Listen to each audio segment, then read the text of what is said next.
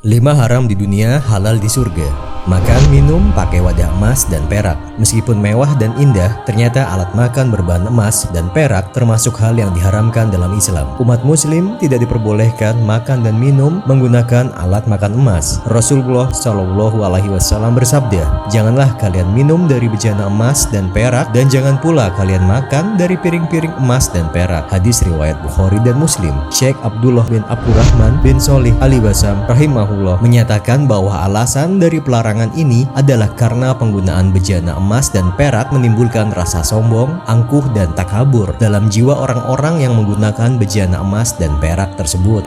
Pria memakai kain sutra. Sutra merupakan pakaian di surga, di mana Rasulullah Shallallahu Alaihi Wasallam bersabda, "Jangan kalian menggunakan kain sutra, karena sesungguhnya orang yang memakai kain sutra di dunia maka tidak akan memakainya di akhirat." Hadis riwayat Bukhari dan Muslim. Ada juga hadis lain di mana Rasulullah Shallallahu Alaihi Wasallam bersabda, "Barang siapa yang memakai pakaian dari sutra di dunia, maka Allah akan memakaikan padanya di hari kiamat pakaian kehinaan dari neraka atau pakaian dari api neraka." Hadis riwayat Ahmad dan Tabrani. Syahwat. Bagi yang menahan godaan dari lawan jenis di dunia, ia akan mendapatkan setelah meninggal. Hal ini sesuai dengan perkataan Ibnu Rajab Al-Hambali rahimahullah. Beliau berkata, barang siapa yang berpuasa dalam satu hari dan menahan syahwatnya, maka ia akan berbuka dengan syahwat itu setelah ia meninggal. Dan barang siapa yang menyegerakan diri untuk mengerjakan yang haram sebelum ia meninggal dunia, maka ia akan diberi sanksi dengan tidak mendapatkan dan tidak menikmati di akhirat.